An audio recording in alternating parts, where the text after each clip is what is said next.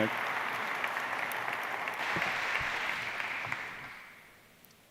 Thanks, Bruce, and thanks to all the partners who helped put this on. And yes, welcome to London Climate Action Week.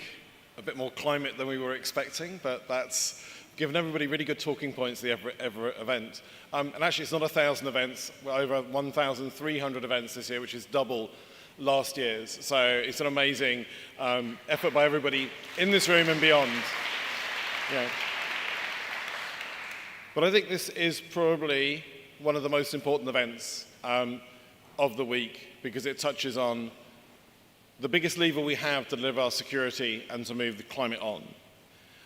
Of course, we didn't, as partners, we decided to do this event, we were not expecting a heat wave. We really weren't expecting yet another energy crisis. And I think and as Fatih Birol said in this first part of this meeting, it's not the prices have come down, it's that uncertainty is now permanent. And everybody is going to be changing their risk analysis in every country and every business to move forward in this area. And this morning in the same room, we had an event we run called the State of Climate Politics, where we had ministers talking about how they were changing their views of relationships, of partnerships, of industrial approaches to the new geopolitical context and to the new energy context. So it really feels like these are two halves of the same coin, but they're coming together around one solution: stop using volatile fossil fuels, start using good clean energy, and electrify as fast as you can. And we've just come out of a really intensive communication and discussion upstairs in an even hotter room between ministers, CEOs, heads of international institutions, of which we have an amazing gathering here today. And you're going to hear, I think you're hearing from every country pretty much at ministerial level at ELCOR this year. We have around 30, and you're nearly getting every single viewpoint we can gather. But the main aim of the conversation, what I hope to hear from people here, is what are the priority steps we need to take? Concrete, moving forward, fine, we've got the agenda, let's move it forward. And I think it really works to look back at the polling that was released last week, and also similar polling at the beginning of this week on what business says. And it lays down a bit of a challenge. One, it's, yes, 92% say electrification is how we get stability and security for energy. 79% says geopolitics make moving off fossil fuels more urgent, so that's good. But 72% say that governments aren't doing enough to accelerate electrification.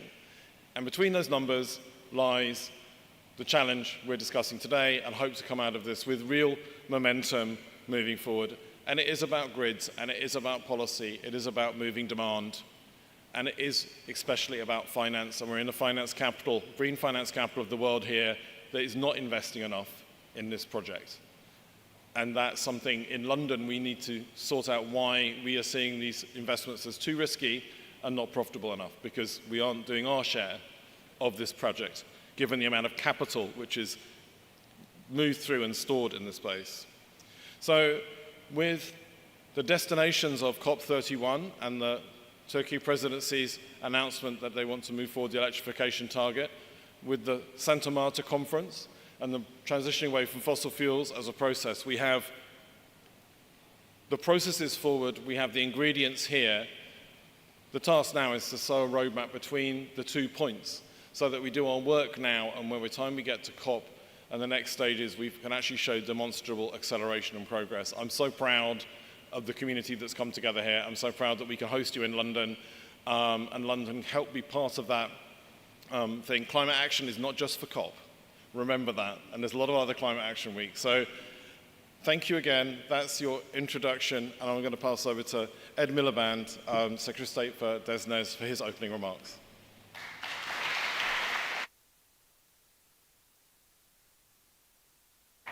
Sorry. So some challenges, huge opportunity. I will ask the next speakers, please do speak closer to the microphone. That would be appreciated. The next speaker has shown incredible leadership on energy transition in the UK, the country that started the Industrial Revolution with coal, now has no coal power, and gets over half its electricity from renewable energy. Please welcome the Secretary of State for Energy Security and Net Zero, Right Honourable Ed Miliband.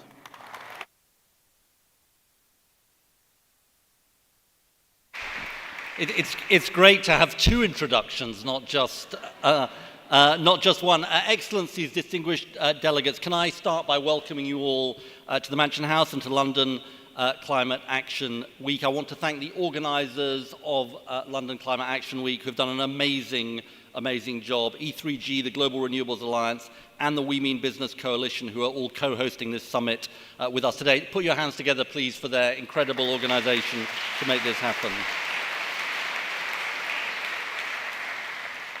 There's one other word of thanks I want to say. Secretary General, we are incredibly honoured by your presence with us today. And we are not just honoured by your presence, we are incredibly inspired by the amazing leadership you have shown on climate and energy over the last 9 years. You are a true visionary, you are compelling, and you are our most powerful advocate. So please put your hands together for the Secretary General, everybody.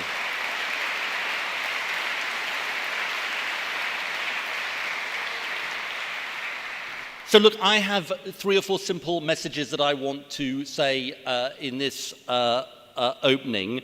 My first message is have confidence. Have confidence about this agenda.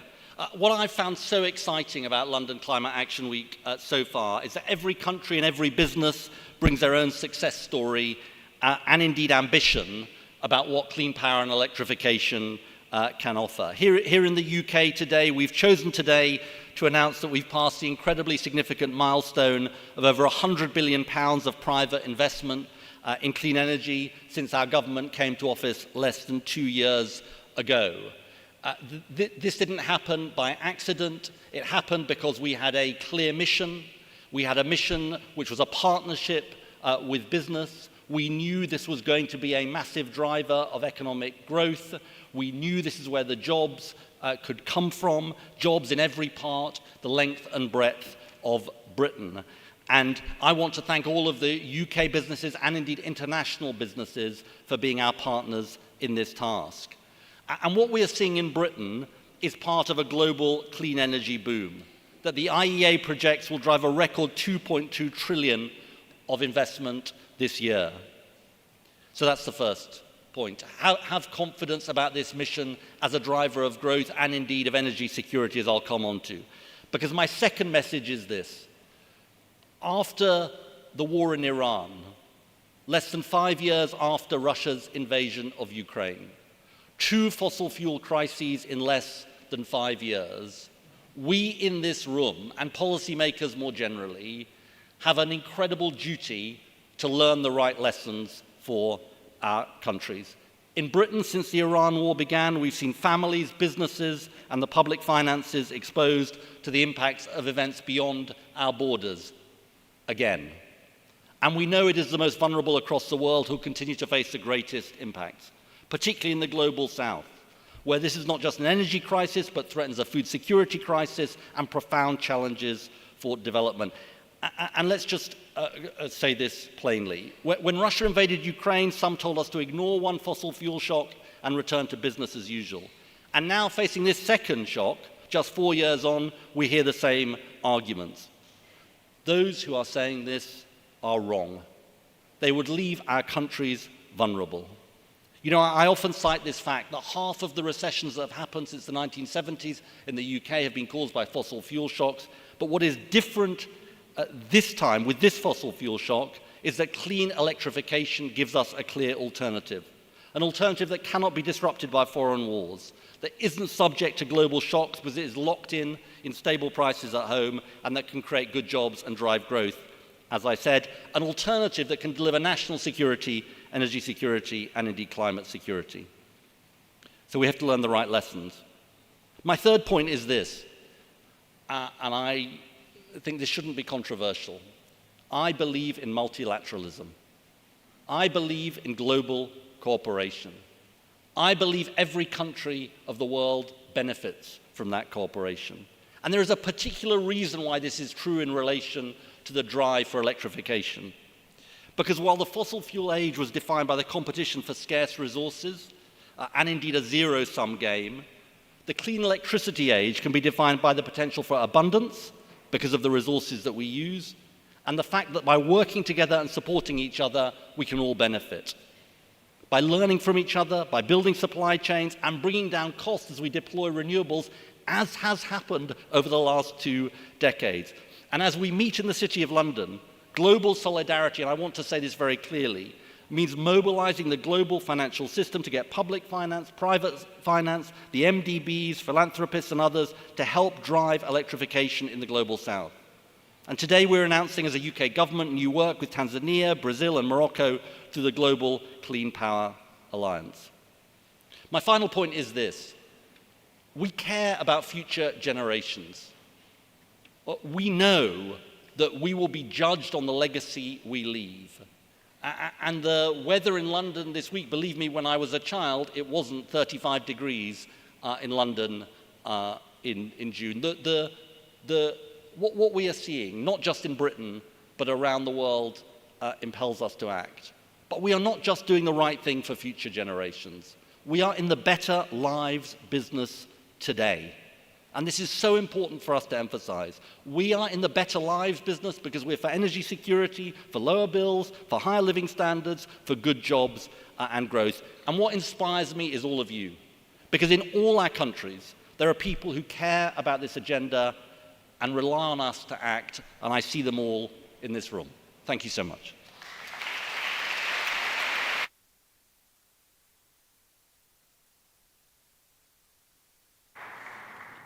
So the people who say it can't be done should get out of the way of the people who are doing it. Thank you, Secretary of State, for doing it. The next speaker inspires the world with his unrelenting leadership on climate. During his tenure, the world faced not one, but 2 major energy crises. At moments when many argued for a return to business as usual, he made the case for a better path. Thank you for your leadership, your persistence, and unwavering voice. I was there this morning, Your Excellency, throughout the defining challenges of our time. Please welcome on stage His Excellency, the United Nations Secretary General, Antonio Guterres.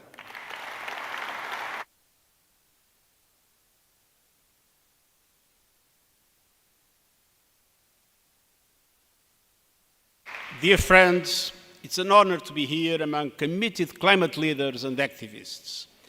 This summit takes on urgent tasks at an urgent moment, advancing the energy transition at speed and scale and with justice, and building a new global economy for all, powered by clean, affordable electricity. Earlier today, I spoke about 2 interconnected crises. Crisis number 1, accelerating climate chaos, pushing us beyond 1.5 degrees Celsius temperature limit and towards dangerous, irreversible tipping points. And crisis number 2, the most severe energy upheaval in years, pushing up prices, straining economies, and fueling inflation. These 2 crises share one common cause: fossil fuels. And yet fossil fuels still account for around 80% of global energy use. And 3/4 of people live in countries dependent on imported fossil fuels, energy they do not control, at prices they cannot predict. We must turn the page, and we have an historic opportunity to do so through clean electrification powered by renewables. Renewables are now the cheapest, fastest, and most scalable source of new electricity in most of the world. Last year, over 90% of new renewable power projects delivered clean electricity at a lower cost than fossil fuels. Wind and solar are now leading all new electricity demand growth worldwide. When I became Secretary General, less than 1 in 100 cars sold worldwide were electric. Today is 1 in 3. Clean energy investment is now double that of fossil fuels, and global investment in battery storage is expected to exceed $100 billion in 2026. The evidence is clear: the clean energy era has begun. But it's not moving fast enough, and many developing countries are being left behind. To supercharge a truly global clean energy transition, we must act on 3 fronts. First, build 21st century energy systems. Without modern, resilient, and interconnected grids and storage, the transition will stall. Across the world, projects are ready, but stuck waiting to connect to transmission and distribution networks. The International Energy Agency tells us that by 2040, the world will need to add or refurbish more than 80 million kilometers of grids. That is equivalent to rebuilding the entire global grid network. It requires annual global investment in grids and flexibility to reach at least 670 billion by 2030 US dollars, more than 1.5 times current levels. Governments, MDBs and the private sector must invest in grids and storage, a strategic infrastructure, and strengthen the backbone of a clean energy future. This is how we unlock the full promise of renewables and build energy systems that are clean, secure, and fit for purpose. Second, we must mobilize finance at scale. Developing countries rich in renewable potential are starved from investment. Look no further than Africa, home to 60% of the world's best solar resources, but nearly 600 million people without electricity. And the continent receives just 2% of global clean energy investment. In the last decade, only 1 in every 5 clean energy dollars went to emerging and developing countries outside China. These countries represent 2/3 of the world population. To deliver on global net zero emissions by 2050, annual clean energy investment in those countries must rise more than 5-fold and reach $2 trillion by 2035. That demands bold national policies and concrete international action to reform the global financial architecture. Credit rating agencies and investors must modernize the way they calculate risk. And we need innovative financial solutions that reduce genuine risk, however, lower the cost of capital and crowd in private investment. And we need to drastically increase the lending capacity of multilateral development banks, making them bigger, bolder, and better able to leverage massive amounts of private finance at reasonable cost. Which brings me to my final point, strengthening international cooperation. And here I'm totally in line with Ed Miliband. We need new models of cooperation that break barriers and accelerate delivery. That cooperation must also extend to trade. Fragmentation and protectionism will only slow progress, deepen inequalities, and prolong dependence on fossil fuels. The clean energy transition will move faster if countries work together to build open, resilient, and diversified supply chains. The transition must deliver for all, creating opportunity, dignity, and sustainable development. We need a boost in support for low-income countries that are struggling to make a shift. The UN will do its part, supporting developing countries to build modern, resilient, and interconnected grids. And the UN Task Force on Critical Energy Transition Minerals is working with resource-rich developing countries to embed justice and equity across the mineral value chains. This must be an opportunity to reject old models of resource exploitation and replace them with high value-added processing and manufacturing in countries endowed with these resources. No more extraction without development. Dear friends, the age of clean electrification is here. The question is whether we can build the grids and storage, mobilize the investment, and deliver the infrastructure at the speed and scale required. Let us seize this moment for energy security, economic stability, and a livable future for all. Thank you for doing your part.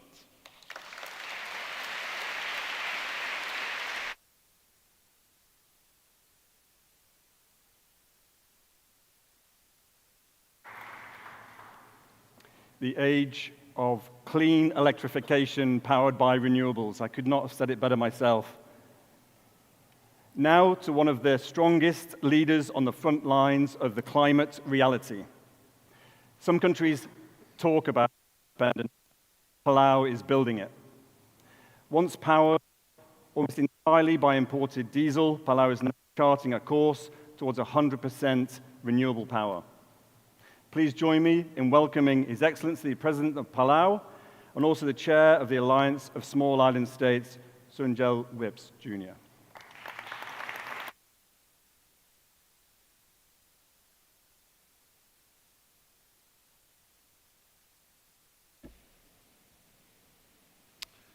Thank you, Nick. The E3G team, the UK government, and most importantly, for the honor and opportunity to be here before you today. You know, I have to tell you that this London Climate Week, not only is it hot, but it really caught me by surprise.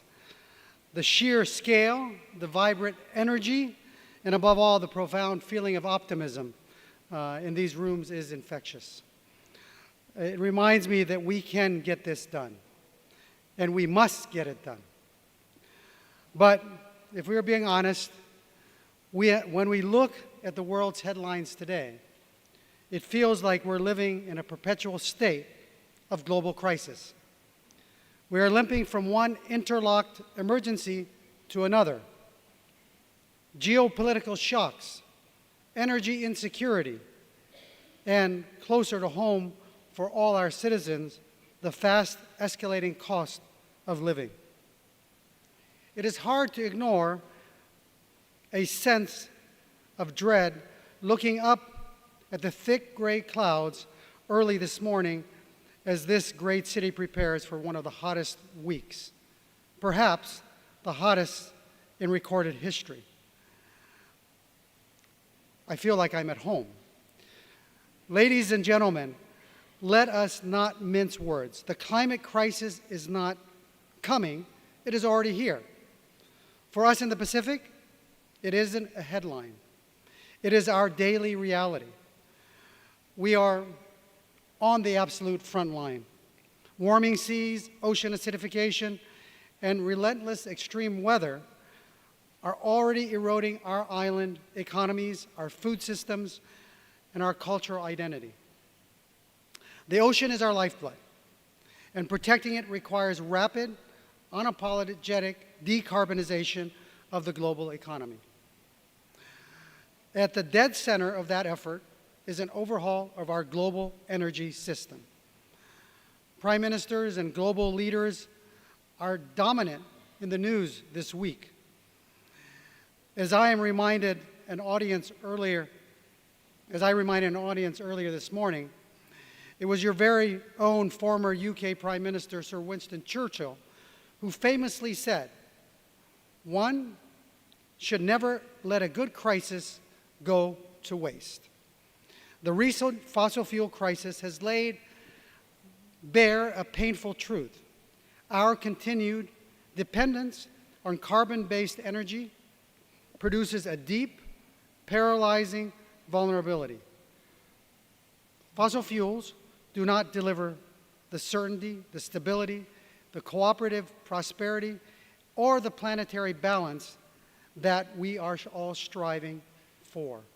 On the contrary, our addiction to them is driving the very crises that are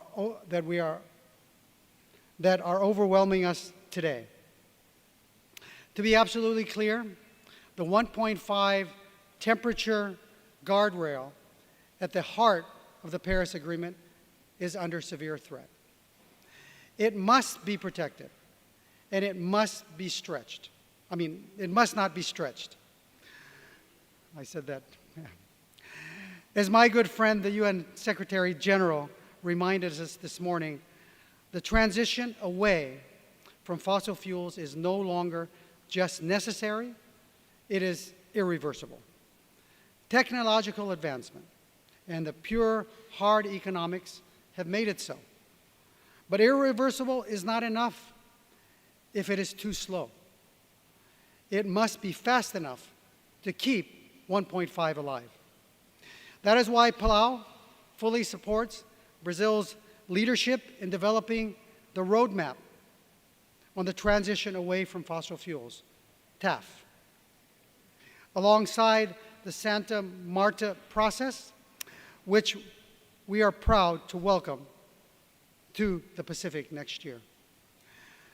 For the TAF roadmap to be real, I have called for it to include three indispensable T's. It must have targets, timelines, and trajectories. All of these must be guided by the best science and modeling. We need clear milestones, transparent reporting, and national delivery mechanisms. We need real fossil fuel phase-out, not an exercise in creative accounting. At the same time, we must tackle this from the demand side. Accelerated progress on electrification is a powerful weapon in our arsenal, and Palau proudly supports the launch of Electrify Now. We will work hand in hand with our global colleagues to amplify its impact all the way to COP31. Last month in Port Moresby, Pacific energy ministers united around a bold, shared vision to achieve 100% renewable energy future for the Blue Pacific. We want to be the first region in the world to do it. And let me tell you why this is just plain common sense. Let's look at the math. It makes absolutely no sense that a region like the Blue Pacific, which could largely decarbonize its entire energy architecture with 20 to 40 billion in total investment, spends now 6 to 9 billion every single year on imported fossil fuels. At the current crisis, that bill could easily exceed 10 billion. We are talking about a full investment payback in just 3 years. Imagine that. After 3 years, all future diesel purchasing can be reoriented where it belongs, in education, in healthcare, in new clean industries, and creating sustainable jobs for our people. Embracing this new energy future is critical to achieving national security, reducing vulnerability to external shocks, and advancing development. And honestly, the words apply equally to just about every region and country represented in this room today. For us, 100% renewable energy is not a slick marketing slogan. It is the beating heart of our economic strategy. This September, Palau will host the 55th Pacific Island Forum Leaders Meeting. And I'm hoping the UN Secretary General will join us there to advance initiatives that I know are close to his heart. We want to welcome you at our Leaders Ascent dialogue on climate-smart investment. This will be the fire, the starter's gun on a critical series of stepping stones running from Palau to the pre-COP in Fiji and Tuvalu and straight on to COP31. At this dialogue, we aren't just going to talk, we are going to deliver. We will launch the Pacific Renewable Energy Investment Prospectus to provide immediate visibility to the best investment-ready projects in our region. We will task a new Pacific Renewable Energy Commission to cut through the red tape and expedite deployment. And we will forge a new partners group, a powerful blend of public and private financiers, multilateral development banks, and philanthropy to bring these projects to life. But the final piece of this puzzle is finance. The Pacific energy transition will stall without fit-for-purpose investment that is fast, predictable, and accessible. Palau urges our global partners to unlock concessional capital, to de-risk private investment, and to back regional transition platforms. The Pacific needs financing models that recognize our smaller scale, our intense vulnerability, our high cost of capital, not reconfigured frameworks built for large economies. With the right financial fit, we will continue to fight from the front line, combining moral leadership with a get-things-done attitude that can serve as an exemplar to the world. We welcome you this week's focus on practical delivery and collective momentum heading to the UNGA COP31 and UK G20 presidency. Come to the Pacific Island Forum in Palau in September. Join us on this journey because it is the exact same journey we foresee and require for the entire world. Sulang, I thank you.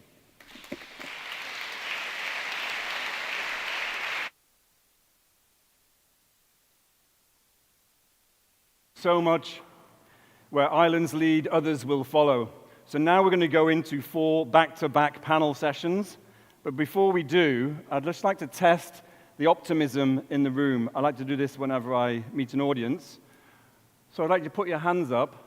And the question is, are you more or less optimistic about the energy transition than you were 1 year ago? So we'll first start with, are you less optimistic? There are a few hands, and I'll be seeing you afterwards. Who is more optimistic? And that is against the backdrop of disinformation, geopolitical tension, and the energy crisis. Thank you for your optimism. We're going to dive straight into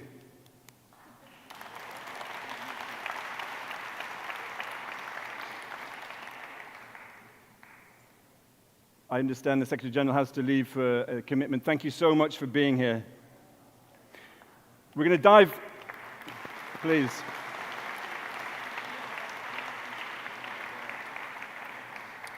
So the first session will explore the transition away from fossil fuels, a conversation that we could not have had even just 5 years ago. To lead this panel, the Associate Director at E3G, Matt Webb.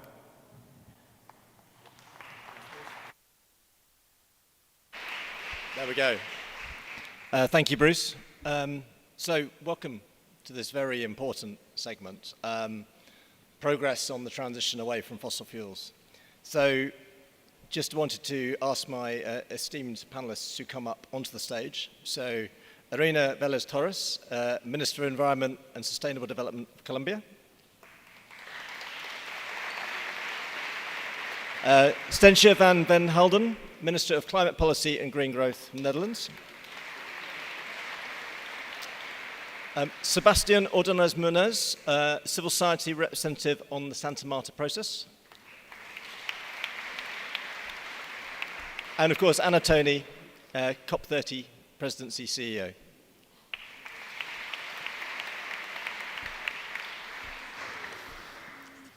So this is an important session. As part of our collective efforts to reach our climate goals and achieve our shared resilience and prosperity, it is essential that we bring together work to clean up our electricity system and also electrify our power system to transition away from fossil fuels. So we wanted to bring both of these moments together today. As you all know, there was a significant amount of dialogue and energy last year running into and during the Belém COP about the need for roadmaps to end our dependence on volatile fossil fuels in a just and orderly manner. This culminated in the Brazilian COP30 presidency roadmap, and also at COP, more than 80 countries expressing their willingness to accelerate the transition. This year, at a time of great global energy crisis, we saw further positive outcomes with the first conference on transitioning from fossil fuels in Santa Marta, led by Colombia and the Netherlands. So this segment marks an important moment of interaction between these processes as Colombia and Netherlands share the outcomes of their conference and hand these to the Brazilian COP30 presidency. I would also suggest that we need to reflect the UNSG's call for action this morning and how we can think about using the leaders' dialogue in September that was referenced in his speech. As you know, E3G has been very happy to host a number of alliances who work in the action agenda, so it's very special for us to do this segment here. And I'd like just to say that we have representatives from the Power and Pass Coal Alliance who have an important new briefing out today, which I would recommend is really worth a read. And also we have colleagues from the Beyond Oil and Gas Alliance who are also making further announcements about how they're going to support producer countries in their transition. So I know many of you will want to look up their announcements today. But without further ado, because we are sort of on time, which is marvellous, I would like to invite Minister Torres and Minister van Veldhoven to speak with their opening remarks.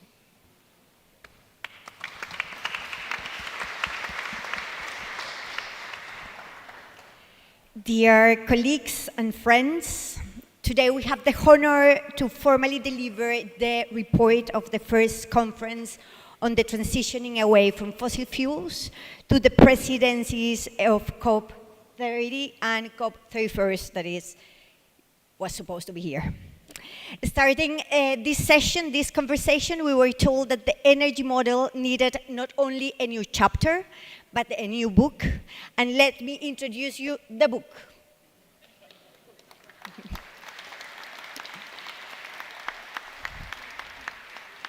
The report we are delivering today is not just the outcome of the conference.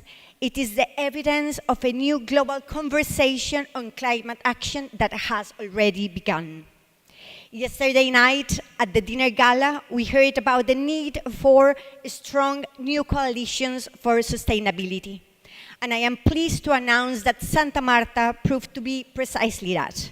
The beginning of a new alliance of the willing, a new alliance of the doers. I believe the greatest achievement of our conference was its unprecedented capacity to build bridges among four fundamental divides. First, between the participation of the Global South and the Global North. Second, between the participation of fossil fuel producing countries and fossil fuel consuming countries. Third, the participation of governments and civil societies engaged on equal footing. And fourth, everything we did around science to be the base of public decision-making. Together, these four axes became the cardinal points of a new global climate democracy, one that recognizes historical responsibilities, values diverse voices, and places knowledge at the center. The just energy transition now is part of the heart of diplomacy. And the just energy transition is what we should be all encouraged about in what we do in the everyday life. Allow me to use this occasion, perhaps one of the last opportunities to talk in the representation of the Minister of Environment of Colombia. As you know, our government is transitioning in a month. To talk a little bit more about what I learned from Santa Marta and what I think Santa Marta is telling us about the current moment we are living. Transitioning away from fossil fuels is not only an energy agenda. It is an economic transformation that is needed, and it is the energy security discussion that we have to address. Breaking fossil fuel locks-in, particularly for countries in the Global South, requires reshaping the economic structures and incentives that continue to sustain extractive industries. Let me be clear. The energy transition has never been merely a technological challenge. Above all, it is a matter of inequality, rooted in historical power relations of exploitation, extraction, and domination. As we speak about decarbonization, we face El Niño, not only with the fear of it being one of the most severe in the last centuries, but also with the reality that many countries from the Global South won't have the fiscal space to deal with it, to prevent the worst impacts, to recover from the devastation that we know is going to generate. The transition then will never be just if the most vulnerable countries are forced to choose between paying their debt and substituting the contaminating sources of energy, paying their debt or electrifying rural areas, paying their debt or transitioning away from fossil fuels and extractivist economies.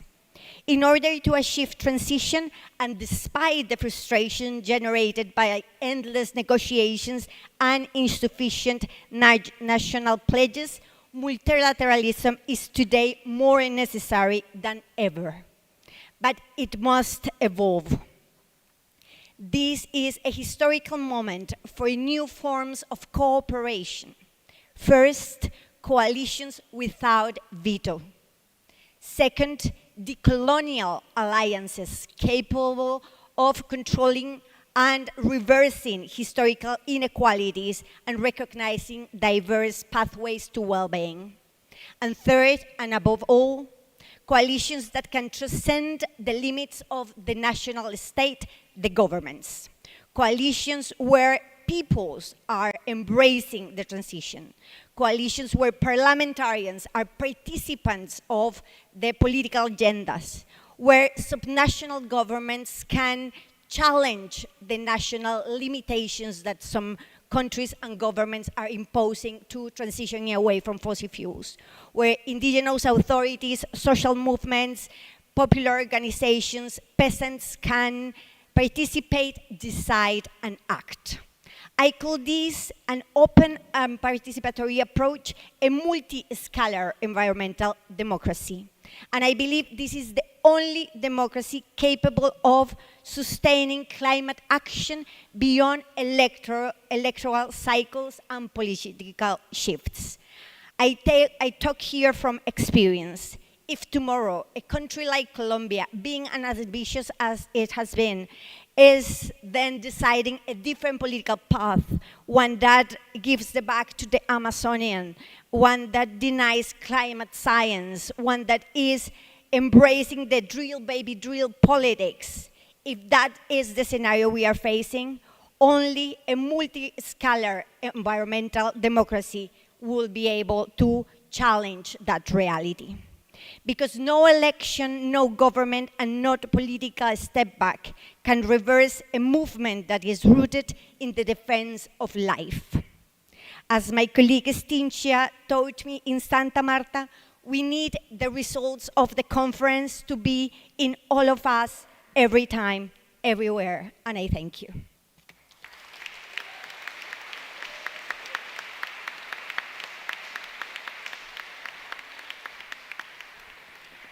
Thank you, Minister Torres. Very powerful words about the need for new cooperation between North and South for the economic transformation. So I'll hand quickly on to Minister Van Pelden. Over to you.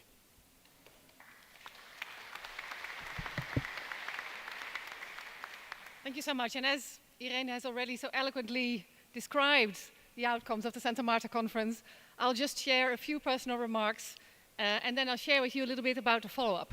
Because Santa Marta was a moment, but it has to become a process. And we've been working very hard to do that, and I'd love to elaborate a little bit on that. But first of all, Irene, thank you so much. You said it might be the last time you speak about this, but I know in your heart and in some place you will continue to fight for this because it's your personal agenda, and I've been able to witness that from very close. So thank you very, very much for everything.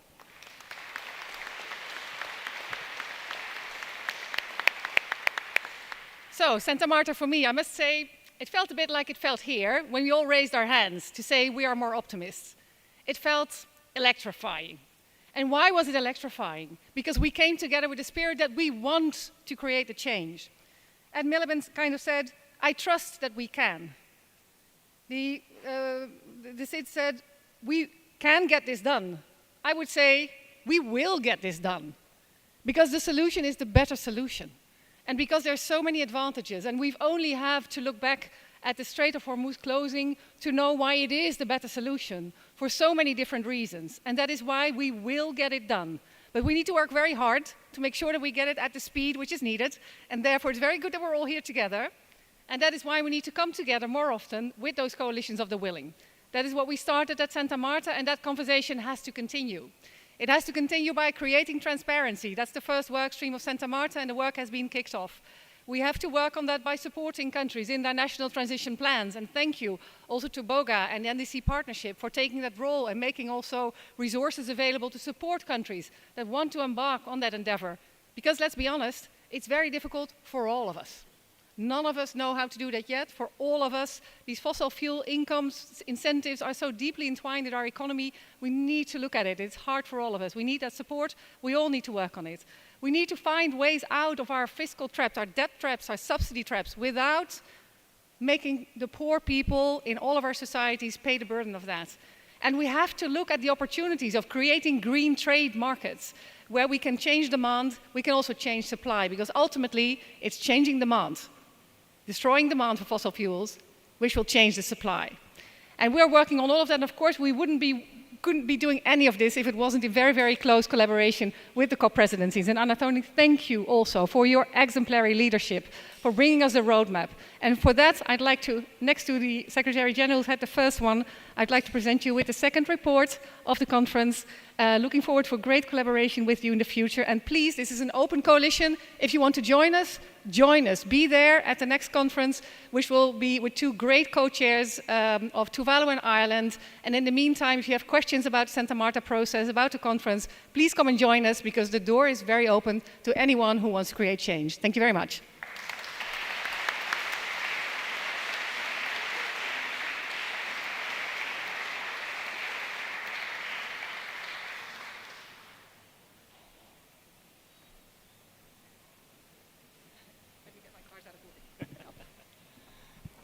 Thank you, Minister van Velhoven, for those very inspiring and powerful words, which I could see resonating around the room. I've been told to speak up and to speak into the microphone, and I'm going to just pass the message on to others on the panel, just in case, to make sure we can all hear at the back. With that reminder, I'm going to ask Sebastián Munoz to come and take the microphone.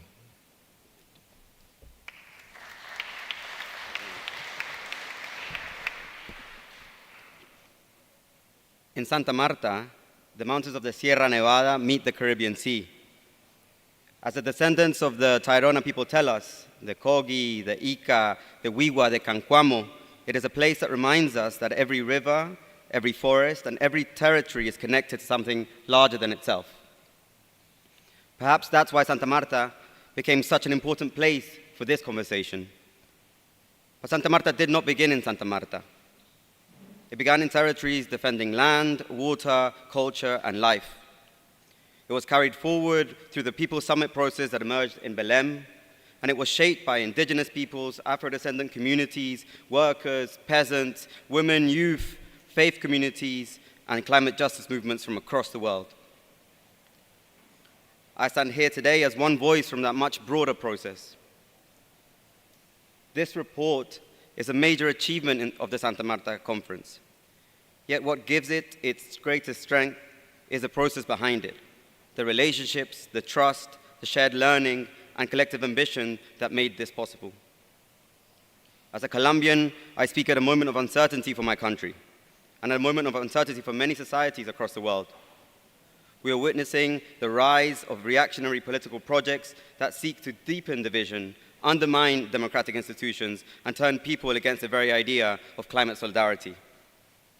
But Santa Marta offered a different vision, another vision. It reminded us that the transition away from fossil fuels is not a technical challenge, it is a political one. The real questions it raised were who pays, who benefits, who decides? How do we end a system in which wealth continues to flow from south to north, while climate impacts flow in the opposite direction? How do we ensure that this transition does not reproduce the same logic of extraction and sacrifice zones, but under a different name? That Santa Marta vision recognized that a transition away from fossil fuels must be just, equitable, and democratic. That means addressing debt burdens, investment regimes, and financial structures that continue to lock countries into fossil fuel dependence. It means strengthening international cooperation, advancing the UNFCCC's Just Transition Work Program, launching the Belém and Antalya Mechanism for Global Just Transitions, and building momentum for initiatives such as the Fossil Fuel Treaty. Santa Marta was also a reminder that political leadership matters. This process was possible because communities defending their lands, their territories, made it impossible to ignore, and because a government chose to listen. In an age of fragmentation, Santa Marta showed that internationalism remains one of our most powerful tools for building a future beyond fossil fuels. A world beyond fossil fuels is possible. Our task is now to build the political will, the public investment, and the international solidarity needed to make it irreversible. Thank you.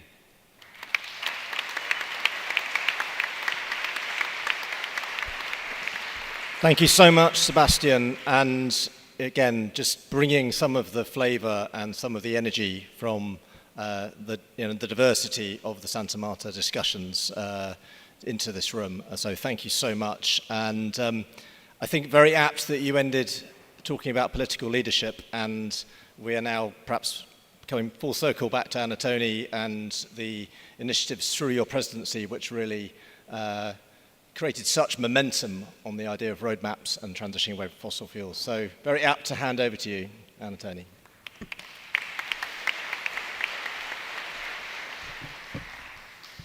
Hello, good afternoon. What a pleasure to be here. What an energy. And I think when I look at what happened in Santa Marta, what happened in Belém, and what's happening here now, the same energy. Now, same tension as well, and definitely as hot in the 3 countries that we were. Very hot, but I would say, as I said in the other meeting, the ice cream in Belém was better. So, much better. But this is a really wonderful moment, because I think, again, we are doing history in every of those meetings, in each of the processes. It took us 28 COPs to talk about transitioning away from fossil fuel. And if we just look at in 7 months since COP30, how much has happened. We started in Belém with President Lula bringing at the summit that we need to transitioning away from fossil fuel. We needed to do the roadmap because we cannot be as dependent on fossil fuel as we are now. This war that's happening now, it shows that we cannot, not only because of climate, but because of energy security, because of social security, because of security, because of economic security, we needed to transitioning away. The leadership that Colombia and the Netherlands showed during the Belém to call for a meeting in Santa Marta, to be the first meeting for us to get the coalition of the willing, the like-minded countries that wanted to go that path, to come together so fast. And the energy, I was there. It was just absolutely incredible. And it wasn't a meeting about against. Was a meeting about constructing the ways forward. And it's with the same spirit that at COP30, the president of COP30, André Correa do Lago, announced that we were going to do a roadmap. Is that platform so that everybody understands really clearly to plan the way around on transitioning away is a must. It cannot be a taboo to talk about that. And I think Santa Marta, Belém was very tense about that, but it's no longer a taboo. We discussed that in Bonn. We are discussing that here. We will discuss everywhere because it's a must for us to do so. And we are hoping that the roadmap that the COP30 presidency is doing, and I wanted to thank everybody that's joining us that, we got 267 contributions from the collaboration that all of you sent, 115 countries. We also having technical help from organizations like ARENA and many others helping us on doing that. It shows that the world wants and needs to talk about that. And this contribution that we just got today is a really special one. It's the one that will pave the way for our roadmap. So I take it, that contribution with my heart really open, because I'm sure there are lots of things here that you'll see back again in our roadmap, showing the way for us to move this together. What the roadmap is not. So the roadmap that we are doing as COP30 is not a mandated roadmap. As you could see, we did not get into consensus in Belém. So it's not mandated, it's not a negotiated text. That will be COP30's contribution to this platform to continue looking how we can implement. It's no longer a question of if, it's a question of how.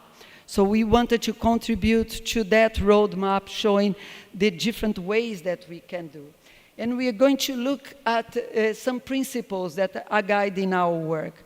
First, there is not one way fits all. We will need to look where countries are from different perspectives, from consumption perspective, from supply perspective, and from the economic perspective. Very much what Santa Marta also did. We are going to be guided by science, and at the moment, to protecting science is absolutely fundamental, as we just heard from Bonn. We know how important it will be for all of us to protect science. And we wanted to see that in these roads to do the transitioning away from fossil fuel, there is a space for everybody to contribute. So all countries, all coalitions, private sector, civil society, indigenous and local people, everybody needs to be with us. So I'm very much looking forward to read in detail the report. I'm very much looking forward to go to the second meeting that is going to happen in Tuvalu together with Ireland.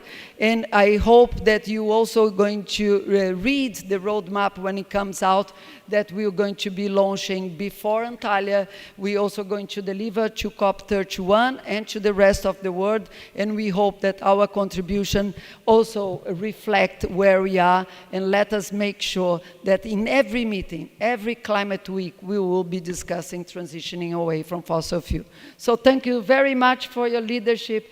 Has been a pleasure. And as Stinchen said, we were going to be together in so many places. Doesn't matter which hat we have.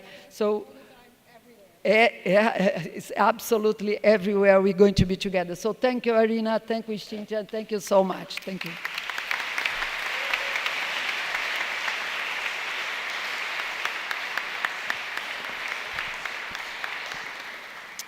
Thank you so much, Anatoni. And I think that's the last word, isn't it? We have to continue this work all the time, everywhere. Clean up, electrify, phase out fossil, and phase in clean renewable energy. So thank you so much for bringing that passion and leadership to the panel and inspiring us all for our sort of collective efforts as part of this conference. And I'll just invite the audience to give you a further round of appreciation and applause. Thank you.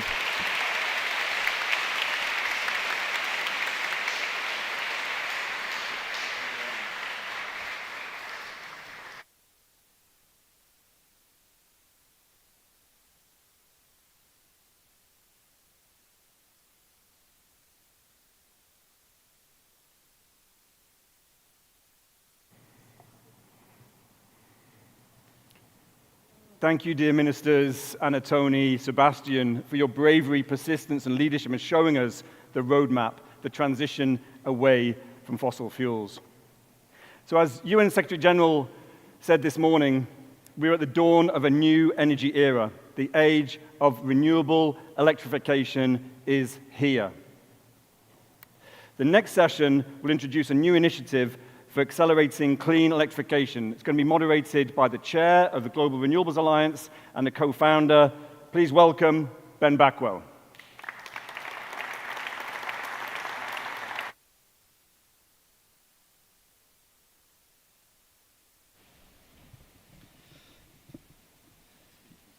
I'll speak into the microphone. Your Excellencies, friends, colleagues, it's such an enormous pleasure and privilege to be here in this great community.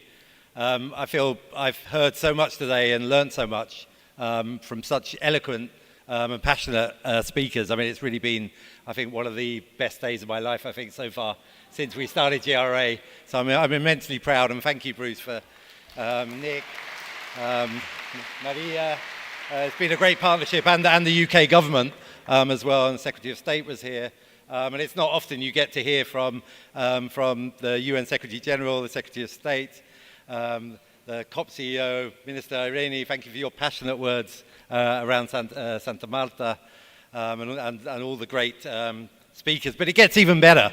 So we've had a great day, and it's going to get even better. And I think I got the fun part of the day, which is to help launch this Electrify Now campaign that I'm extremely excited about. It was in the Financial Times this morning. You will have all seen it. It's not true that it's costs the same as the IEA's annual budget, as somebody said earlier. It's not quite that much, but we're very, very proud of it, and it marks an important moment for us. 3 years ago, many of us in this room were in Dubai at COP28, when we launched the tripling target, a tripling of renewables and doubling of energy efficiency. Many of the actors in this room were really fundamental in making that happen and building the coalition that adopted that. 3 years later, now the focus shifts to electrification. Renewables has grown, continues to grow at an accelerated pace. We're not quite at the tripling, on the tripling trajectory, but we're getting closer to it every year as investment rises. But we now need to move to the use of that electricity, and also to make sure that we have the grids and the enabling environments to make sure that electrification can take place. I come here actually almost straight from Southeast Asia, where I spent the last 2 weeks. And Southeast Asia for me was almost a kind of microcosm of what we're facing right now.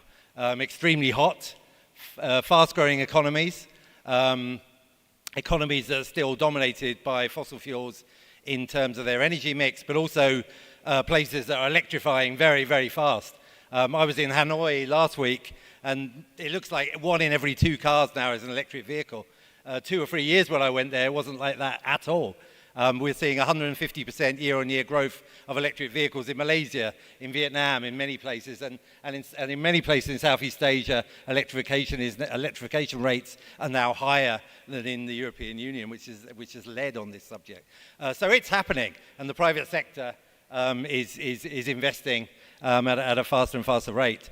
But there's many challenges we need to face collectively to make things go even faster, not least making sure that we have coordinated investment in infrastructure, but also making sure that we have social and political support for this acceleration, and we can deal with the growing threat of political polarization and disinformation and other things.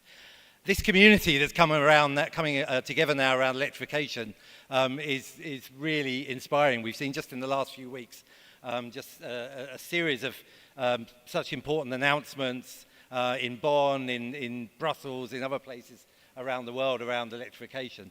So it's a really exciting moment. And I'm very, very lucky to introduce 3 of the real prime movers behind this. So first of all, Francesca La Camera, Director General of IRENA, please come up. Dan Jørgensen, European Union Commissioner for Energy and Housing, one of the prime movers behind the renewables and electrification pushes. Please come up to the stage.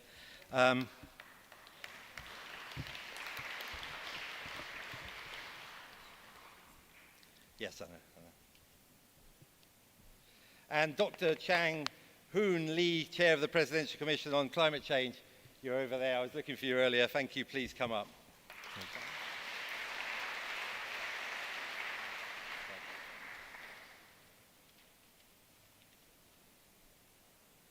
I scatter my papers.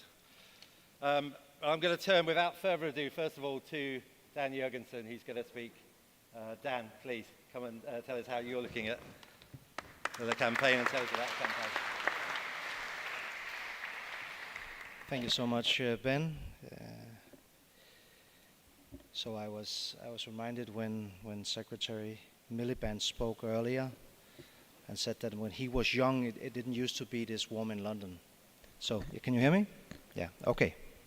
I was reminded when Secretary Miliband spoke earlier that when he said that when he was young, it didn't used to be this warm in London. That when I was young, very young, 19. I used to work here in London for a year carrying suitcases. And the way we knew it was summer was when the rain became a little bit warmer. And if we changed color, it wasn't a tan, it was rust. But that has certainly changed, unfortunately not for the right reasons, but because of climate change.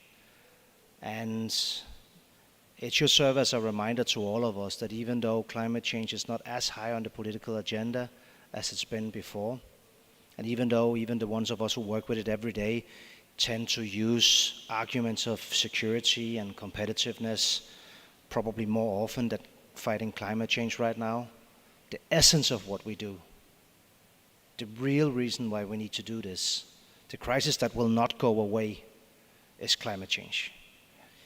So, friends, 4 months ago, and almost 5,500 kilometers away, the Strait of Hormuz closed. Through that narrow passage flows roughly 1/5 of the world's oil and 1/5 of the liquefied natural gas. The consequences have hit us all in energy bills, grounded flights, and factory slowdowns. These consequences are not just the result of bad luck. They are the price of fossil fuel dependency. And yet, at the same moment, something extraordinary happened. Earlier this year, wind and solar generated more electricity than gas at a global level for the first time in history. Renewables have now overtaken coal as the world's largest source of electricity generation. Electrification is jumping up the corporate agenda. Greater security and lower costs are driving a major push for businesses to electrify their energy supplies. Across the world, we're seeing a new movement to overhaul power systems from the ground up.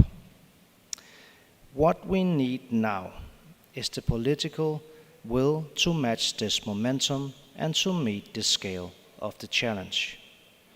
And that means speaking and acting with one voice. This is precisely why we've come here today to launch Electrify Now, a new platform for global coordination on electrification. This is a joint initiative of the European Commission, the United Kingdom, alongside Turkey and Australia, Ethiopia, Canada, and Barbados. We have the IEA and IRENA on board, along with a growing coalition of governments and industry. I'm particularly happy to count on the support of international financial institutions and multilateral development banks. You are indispensable. The distance between a political commitment and a commissioned power plant is measured in finance. You are the ones who can make the difference to close the distance, especially in the emerging economies where the need is greatest and the barriers are highest. So, dear friends, at COP28, we proved that the international community could align behind tripling renewables and doubling energy efficiency. That coalition changed what was politically possible. Electrify Now is building on the same logic. It will be a global platform to put clean electrification at the top of the international agenda. This is not only a climate ask. It is also an energy security imperative, a competitiveness strategy, and an economic opportunity. We are a coalition of industry, investors, financial institutions, and government. We represent countries from across the globe, big and small, north and south. But there's room for many more. I therefore urge you all to join us and take part in this platform. To every government, every company, every financial institution here today, please join us in driving the electrification agenda forward. And I thank Palau and Germany and others that have decided to sign up today. Thank you. Together, yes.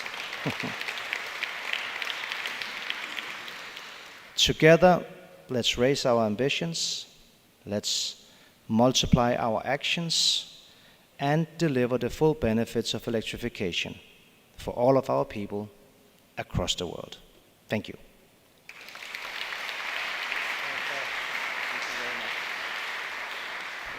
Thanks so much to Dan for once again stepping up and showing such leadership. Dan, thanks very much for being with us today. Really appreciate it. Okay, now we're going to turn now to Francesca La Camera, Director General of IRENA and one of the architects for the tripling and now of the electrification platform. Francesca.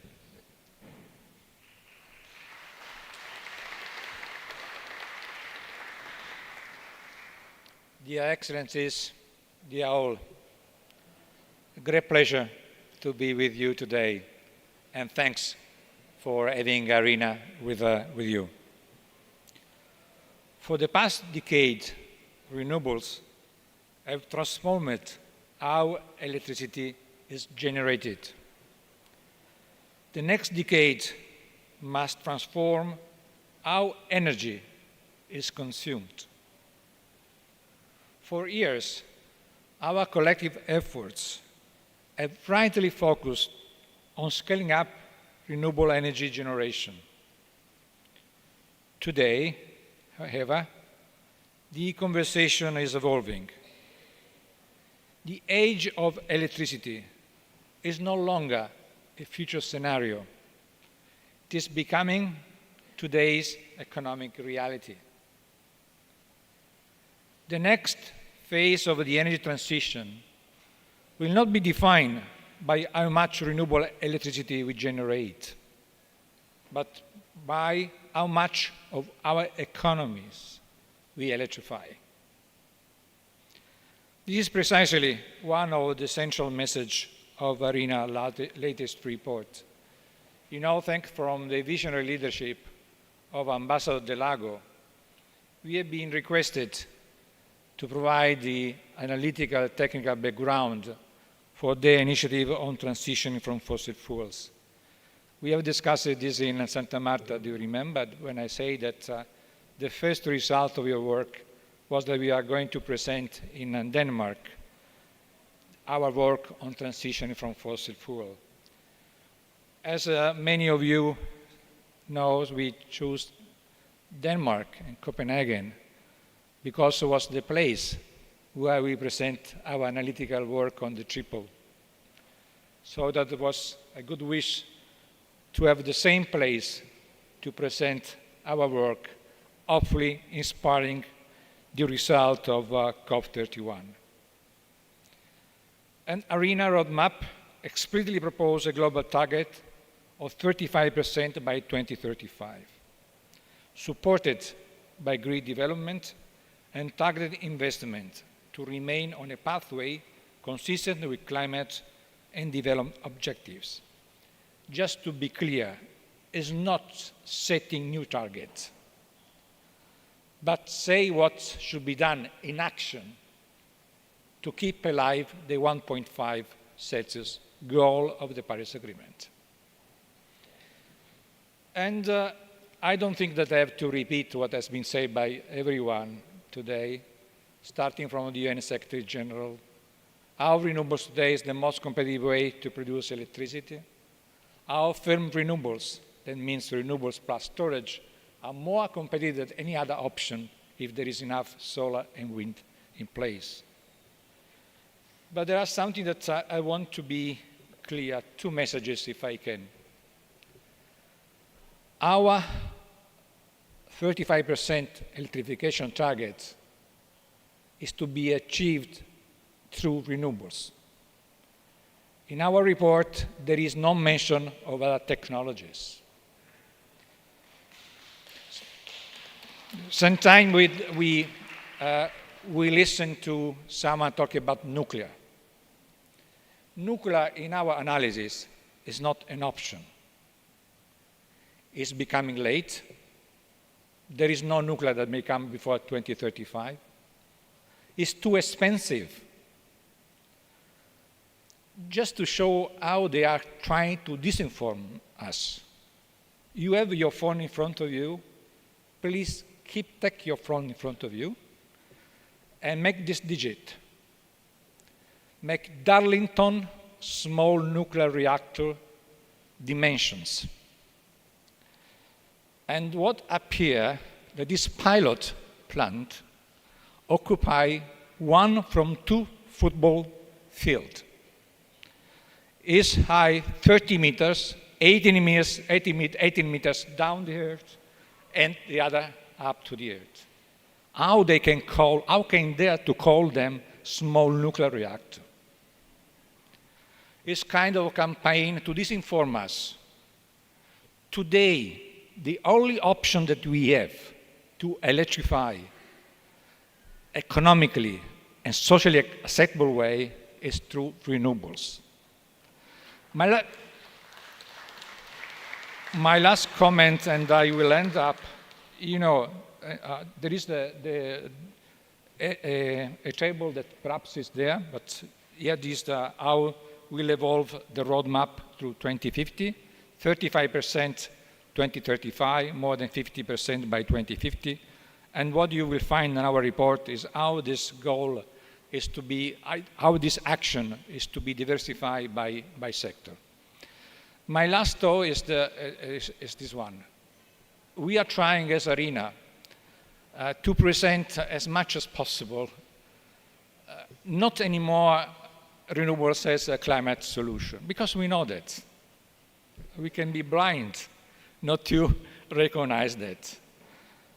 We cannot say that is, how to say, the most reasonable way to deal with social aspects and other, because it creates more jobs than fossil fuels and others, 3 times more. So there is no competition. But there is one aspect that we have to understand, that feeding economies, the competitiveness of our economies in the years to come will be largely determined by the molecule and the electrons that the energy system may provide for at lowest cost possible.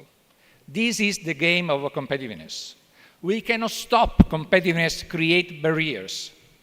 I've seen today, in working with Alessandra, trying to find this place, that our building our dreams, the Chinese car is there, also in our London. So we cannot stop the competitiveness.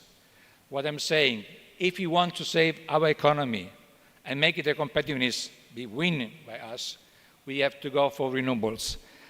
And the way that we have been launching this event, this campaign here, is because of you. Because you are the ops. We know how difficult. I've been working in the government. I know how much difficult it is. But in a historic moment where we still think that war may prevail on dialogue to solve a contentious item, if sometime we prefer to close eyes in front of genocide in front of us, you are the hope to building a new economy that is clean and is for all. Thank you.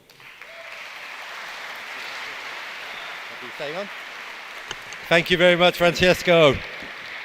Okay, I'm going to pass quickly on now to Dr. Hoon Lee from Korea. Korea really a country on the front lines, both of electrification and the oil and gas crisis. Dr. Lee.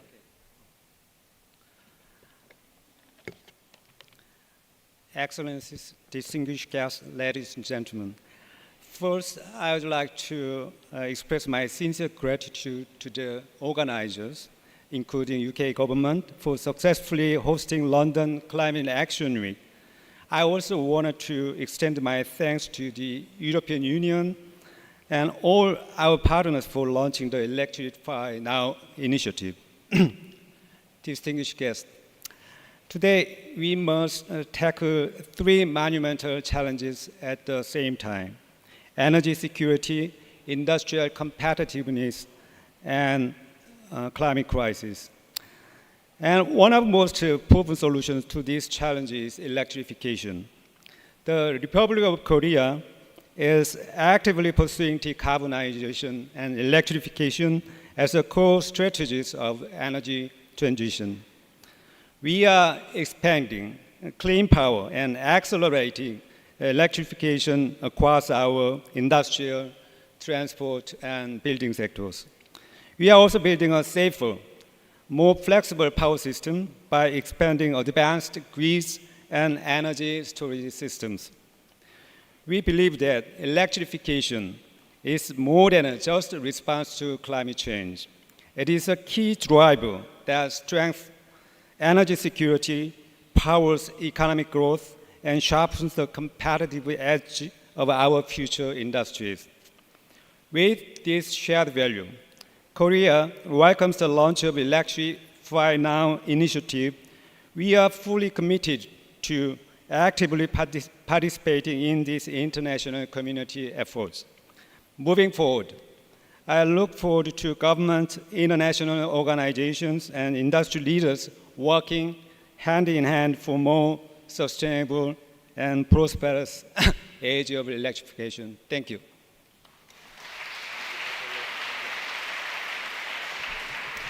Great. Well, as we said, the private sector stands ready to support governments in this effort for electrification. We're going to hear from some of the companies and from Maria soon. But before I do that, I want to show a video from one of the people really missing from today, who's the Right Honourable Chris Bowen, who's been so important in this whole process. So let's show the video, please, and then we will move on to the next session. Thank you. Your Excellencies, thank you for the opportunity to deliver the closing remarks virtually alongside my very good friend, Minister Karum. The Australian Federal Parliament is in session this week, so I'm sorry I couldn't be there in person. I look forward to speaking with many of you soon and to receiving a full debrief from my team on return. I thank very much the UK government partners for convening us as we navigate the largest energy shock the world has ever seen. The solution to this challenge is not to drift, but to strengthen the bonds that hold us together. To work together more closely to safeguard multilateralism and to accelerate the global energy transition. We are only now 42 months from 2030. We have no time to waste. Our collective energy security lies in a cleaner future and electrification. Clean energy and electrification builds resilience against future shocks and ensures reliable, sovereign and affordable energy. I'm pleased we have launched the Electrify Now campaign, and along with colleagues from Turkey, Ethiopia, the UK and Europe, we agree we want to see this group grow. Electrification has different emphases in different regions, but the one constant of electrification is progress. Progress on energy security and economic development, progress on access and affordability, progress on climate action, progress from EVs in Vietnam to electric cooking in Nepal, heat pumps in Helsinki. Electrification is delivering lower costs and other great benefits to communities. I very much welcome Turkey's efforts to pursue ambitious outcomes on electrification through the COP31 Action Agenda. The Action Agenda gives us wind in our sails on a few issues, including increasing focus on energy efficiency and electrification. In my role leading negotiations, I remain mindful that decisions are taken with consensus by parties. I look forward to continuing my conversation with many of you, carrying out the momentum to pre-COP in the Pacific and COP31 in Antalya. Thank you.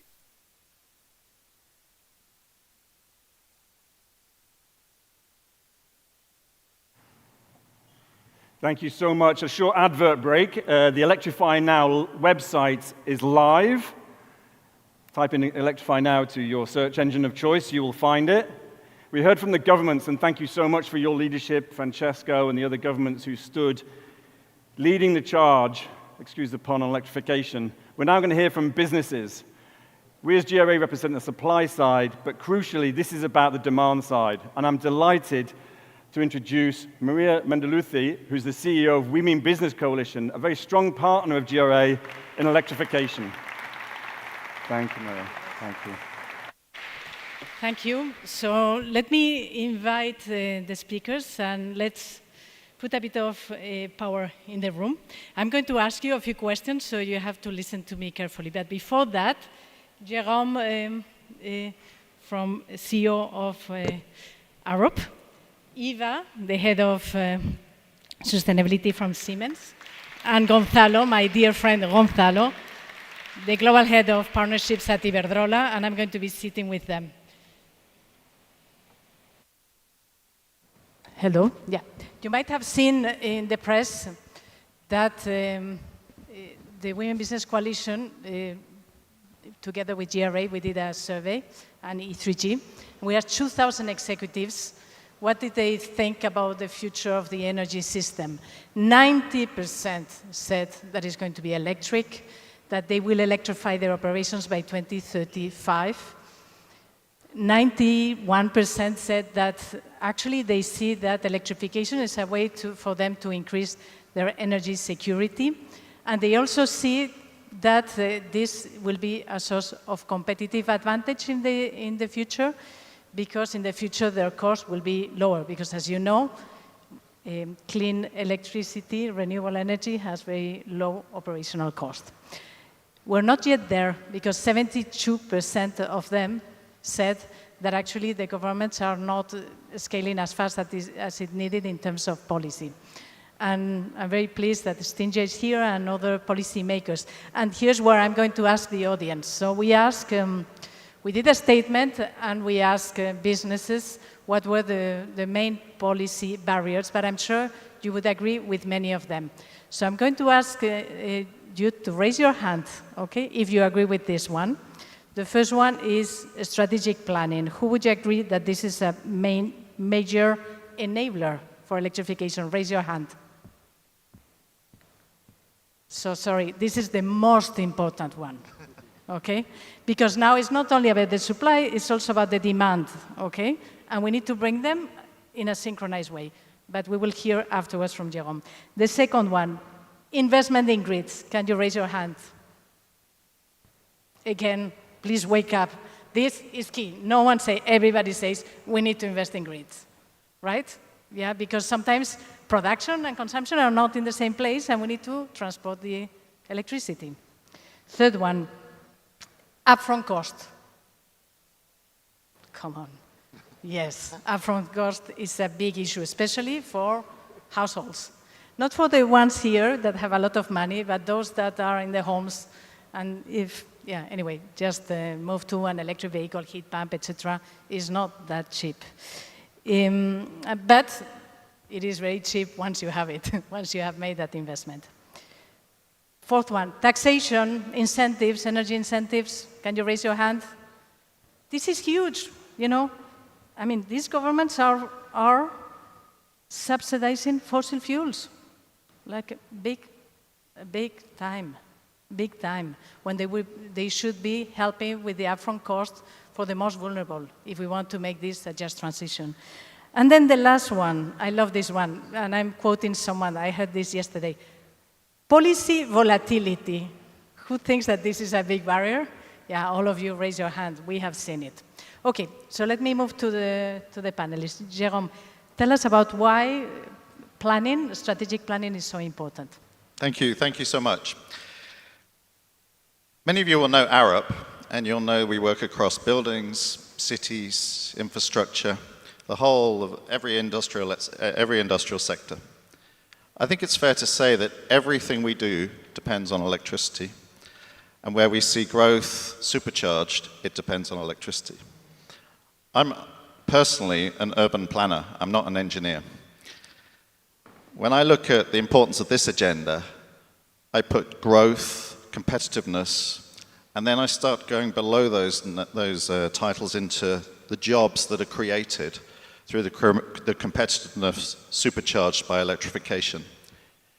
You go beneath that, and you see money being created in people's pockets, addressing a lot of the cost of living issues that we are challenged politically by in every country of the world at the moment. So I think it's fair to say that the electrification agenda is very much the heart of the future of successful cities and at the heart of competitiveness of successful society.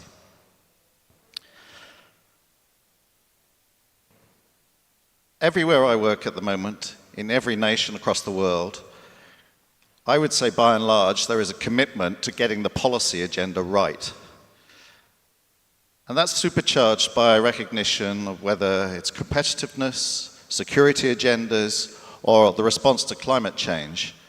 Governments are realizing that transition to renewables puts them in a stronger position. But everywhere I go, the same issues also apply. The policies may be there, but the delivery is really kind of mixed. Delivery ebbs and flows with crises, We saw an urgency created by the war in Ukraine. We saw a huge amount of investment flow into renewables. We're now seeing the same thing with the crisis in Iran. But in between times, we actually see things slowing. So I think we've got to get out of this cycle of crises and get into a more stable future planning of consistent delivery of the networks, the systems that will deliver the transition that we're all here to commit to. And I think it's a rare thing that you'll see a leader of business stand up and say, I support the centralized approach to planning systems, and whether that be electricity systems on their own, or from my point of view, the importance of dual planning of electricity, water, and data systems as critical infrastructure fueling the success not just of nations, but more often than not, unions of nations going forward. So for me, the critical agenda and the reason that Arup is keen to join this summit, but this movement, is to argue for the integrated approach to planning on a system-wide basis, critical infrastructure across the public and private sectors together, committing together to a common plan, identifying through that plan the pipeline of investment required, delivering certainty to the business community so that it can invest in the jobs and the skills that are going to be required to deliver it, and ultimately the certainty that the public require to hear that will translate into the opportunities that are often promised by politicians advocating for the transition. Delivery is the key to that, and I think public-private partnership through this kind of agenda is critical. Thank you. Thank you. And this is one of the policy recommendations that was included in the business statement that we launched yesterday, with 110 companies signing. Half of those companies come from the demand side. So there are companies that are looking to electrify, but they see that there are these policy barriers that are on their way. That's it, their commitment is there. So let's move to Siemens, because there is no one, like Siemens to understand where are those bottlenecks. And especially when it comes to grids, permitting, this is something that over and over I hear from businesses that there is a lot of frustration. Can you tell us more, Eva? Yes, absolutely. So at Siemens, we're passionate about grids. And we talked about many different important things throughout the last hour, and one of them is also affordability. So the question is, how do we get out more of the grids we already have?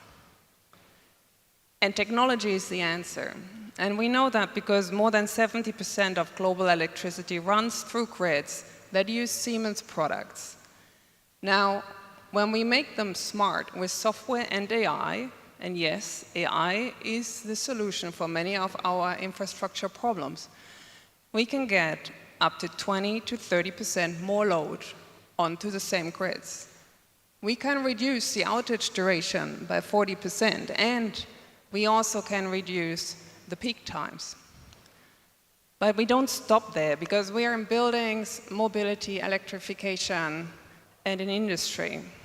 So when we talk about electrification, the grid is really what connects everything. As we electrify mobility, electrify industry, and electrify buildings, it actually means we have the solar on the top and the heat pumps in the ground, and we have the battery storages.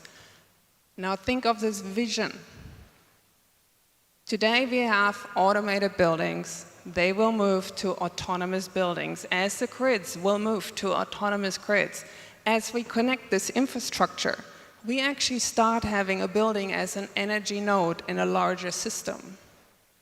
So when we're thinking about the future, and since we're sitting here on the European continent, the future of Europe as well, we need to think across all aspects of societal infrastructure and the vision we have, and that is one to work towards. And the return on invest will be huge, because the infrastructure we all want to live in by 2050 should be decarbonized, fully circular, and modern, productive, but also protecting the people in it. So that's why it starts with grid and electrification, but it really goes far beyond that. Thank you, Eva. And one of the things that it's a little bit of a mystery is how come clean electricity production has reduced its costs dramatically, but yet consumers pay, high electricity bills. And no one better than Gonzalo to explain us why. Where are the incentives right and where are they wrong, and how can we make clean electricity affordable? Okay, thank you very much, Maria, and it's a real pleasure to be here this afternoon. Yes, my thesis this afternoon is that relative pricing between electricity and gas is one of the key issues to accelerate electrification. Why? Because after the technological revolution we have seen from renewables, batteries, heat pumps, today electricity competes with gas for the same services. So you can have a heat pump or a gas boiler. You can have an electricity oven or a gas oven for ceramic, for instance, in Spain. So what's the problem?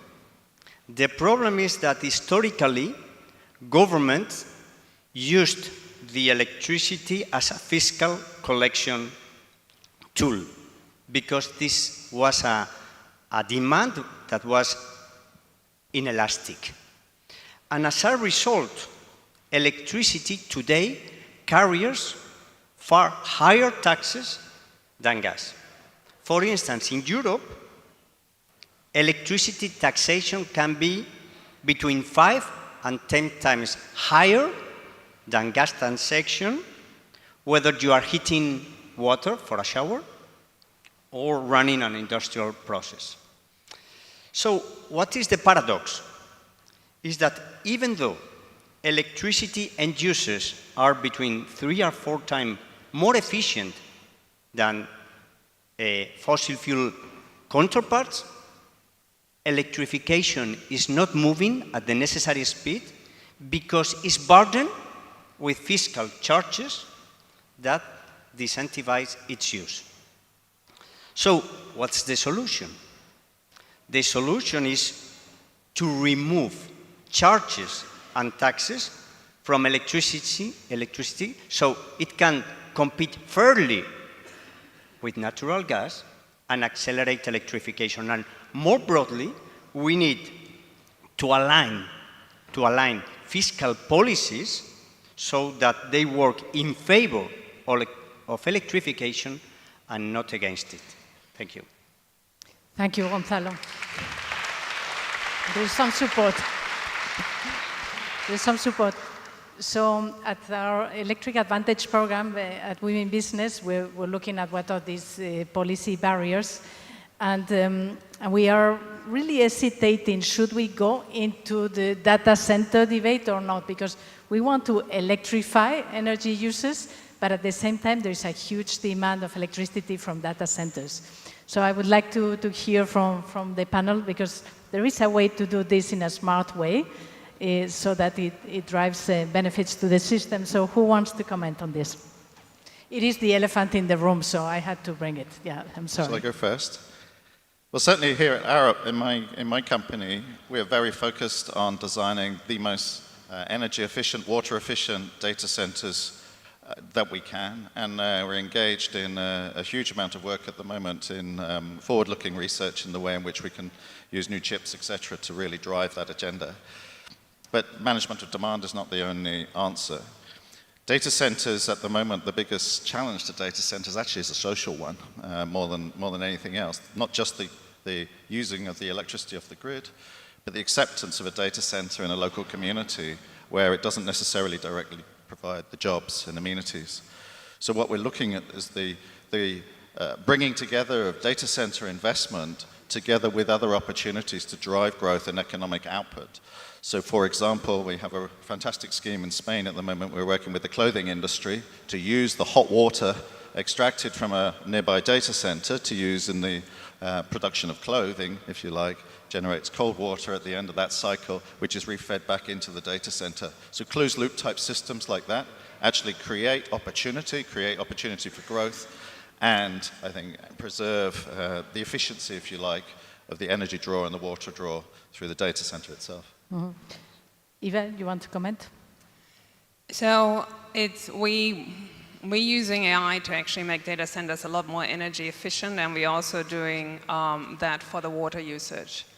Nonetheless, data centers are a burden. They're generating heat, they're using land, they're using water, and they're using a lot of energy. But here as well, and we keep facing the same boundary conditions. It is the security, and that also includes the data security of various countries. So Europe needs to build out data centers. There's no way around it. So here we come back to, we need to be very smart about these things. We need to think them in systems. We need to look across Europe. Where is the best location in Europe for a data center, not in a country? Once we start optimizing each and every country for its own energy system, its own data center, we're losing out on the competitive advantage that is Europe. So there is definitely a way forward. Technology is the key here. We have the technology. We also have it in Europe. And we just have to be very smart and bring people like us in one room and connect this puzzle to find the way. And I suppose channel their financial means to also support the transformation of the grid, etc. Gonzalo? Okay, for me data centers is a growing industry. But I will say, of course, it uses energy, land, water, less water, because we are moving forward. And for instance, in Spain, new data centers are not using water. But for me, it's like any other industry. So I was in the speech of this morning of the Secretary General, and he asked for transparency. I think this is very important. But we need transparency for all industries.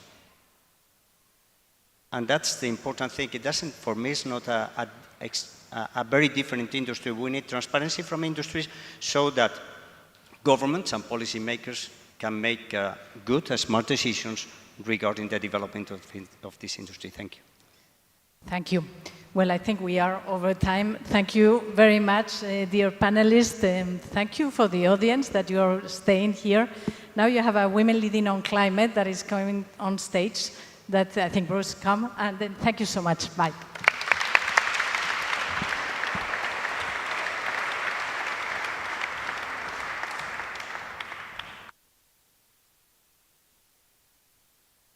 So you've seen the businesses. I've been reliably informed that the website is electrifynow.world, in case you were looking. But also to note that in addition to the businesses, our campaign includes over 40 organizations from the private sector, but also NGOs. Check it out on our website, but also case studies, policy recommendations, and details how to accelerate clean electrification. This is the last session.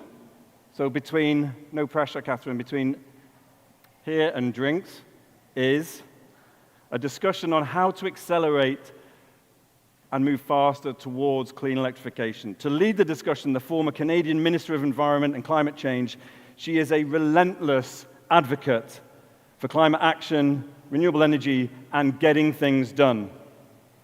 If you've not read her book, do so. Please welcome the inspirational Catherine McKenna. Come on, thank you. All right. So I feel like this is a lot of pressure because I'm standing between you and drinks, and I'm not just Canadian, I'm Irish, so that actually means something. So this is the last session, and it's going to be jazzy, and it's going to be fast. And so really, it's the big questions. We're at the moment where the energy transition isn't just a climate imperative, it's an economic imperative, it's an energy security imperative, it's a competitiveness imperative. It's also an amazing opportunity for people to save money if we frame it properly. So comms matters. Tell everyone you will save money if you get a heat pump, if we actually install solar, if we do these awesome things. But the problem is the geopolitics is tough. And so the question isn't whether we're going to transition. It is the pace and scale, and that's all I think about is fast and big. So we have a conversation with leaders from government, multilateral finance, industry, and infrastructure to focus on 3 practical questions. 1, how do we accelerate electrification? 2, how do we continue and accelerate the transition away from fossil fuels? And 3, how do we unlock the finance needed to make both possible? So we have a number of speakers that are going to come up, and they're going to be very quick and jazzy.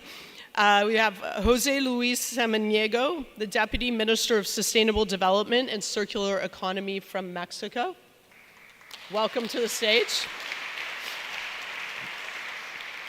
Valerie Levkov, the Vice President for Infrastructure with the World Bank Group.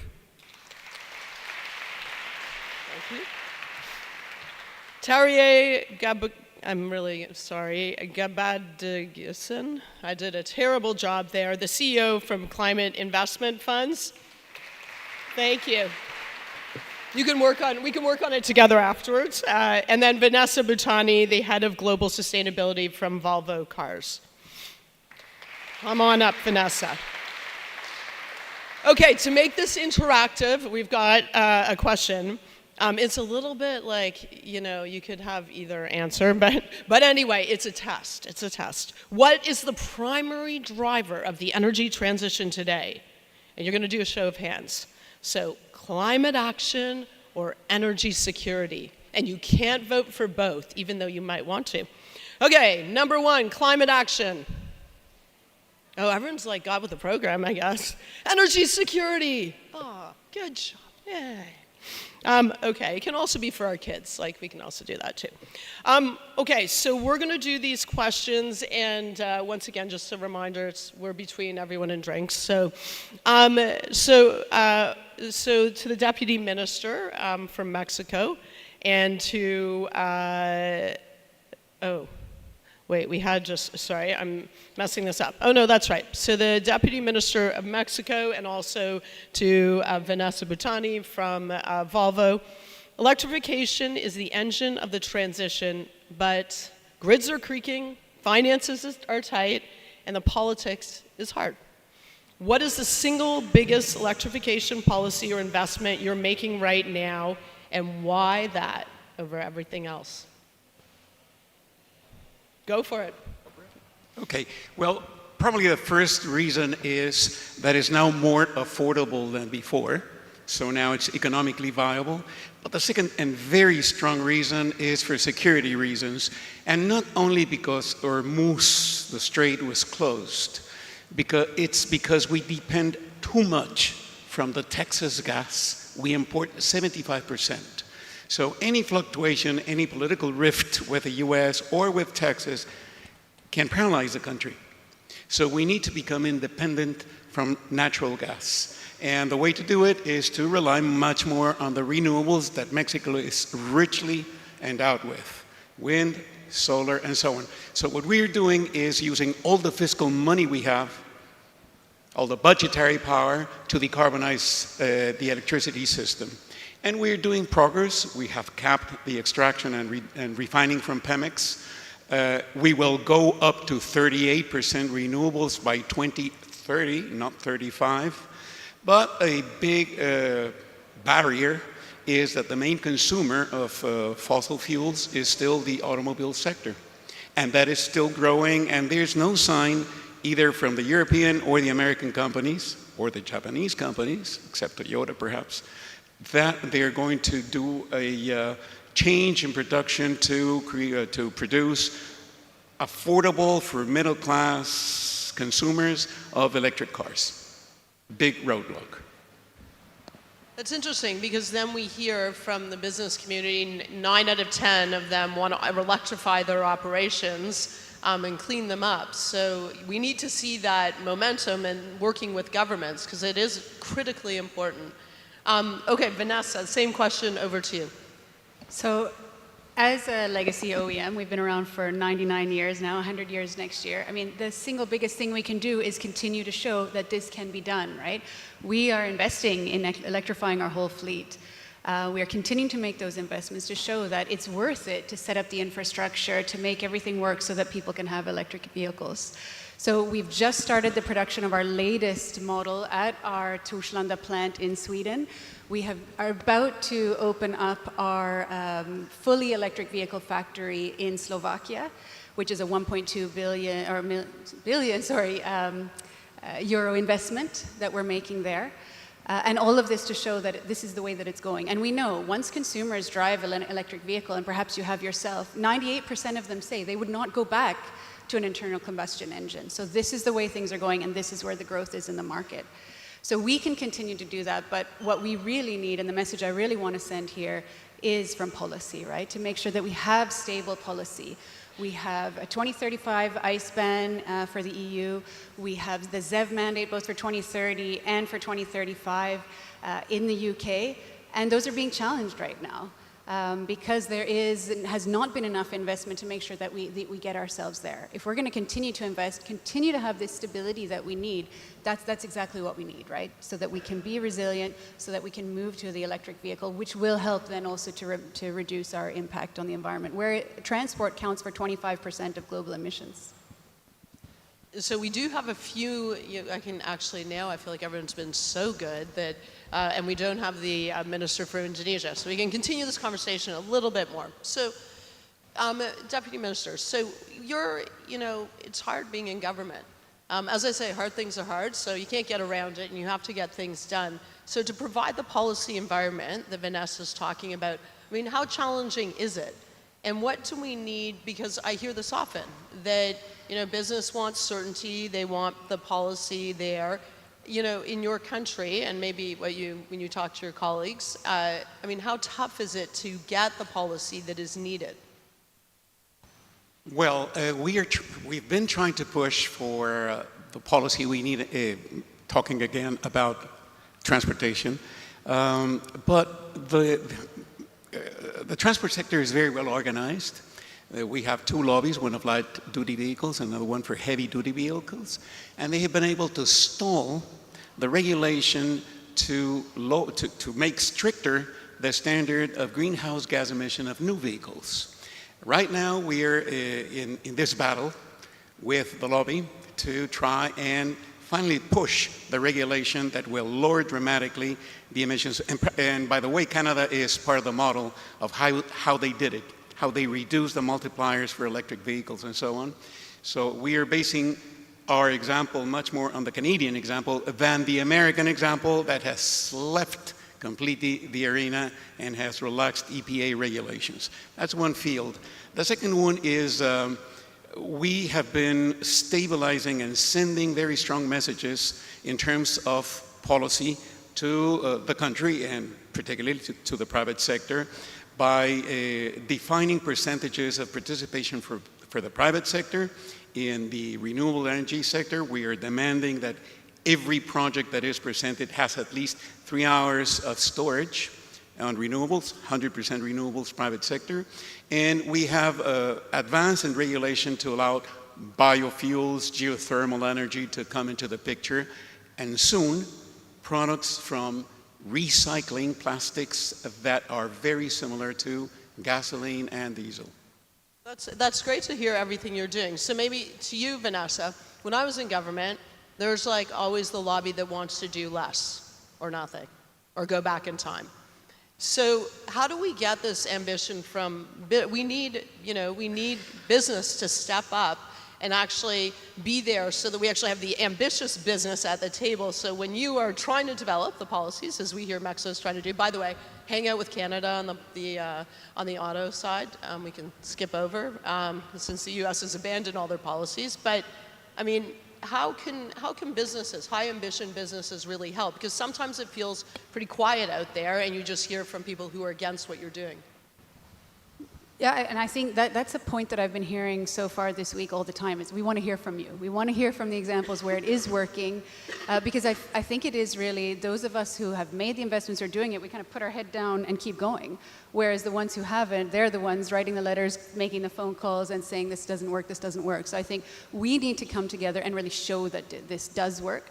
We need to get consumers on side too, right? Showing that demand is there from the consumers. And again, I come back to the growth is in the electric vehicle market. Frankly, for us as Volvo Cars, we're not growing right now. But if you look a little bit under the surface, the electric vehicles are growing for us, which is great. But we've got to do our part also to take away those barriers, right? Which is what we're doing. Making the range better, making the charging time faster, and making the experience better than driving an internal combustion engine. But getting to the point, I think, is also about having that discussion, facing the issue, and what is it that is stopping us from getting to where it is. And again, that's where we need to partner together across the ecosystem, of course, with government, but also the other companies who really can enable this transition to happen. So that's good. So now you can go in a corner. Actually, we'll get like the business who sometimes sit over there and the governments who sit over there and get them together, because I think it is absolutely critical. It'll help get better policy, but you'll be able to actually, deliver on it. So now let's turn to finance, because we know that we need finance. We do not have enough money out there. Actually, there's tons of money out there. There's tons of money in the world. It's just not always going to the right place. So we have Tarier from CIF and Valérie.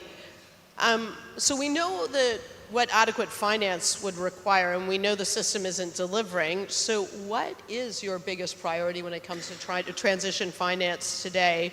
And what is your organization doing to bring it within reach? So, we are in a challenging time, and we see today and for all day long that electricity is the first need.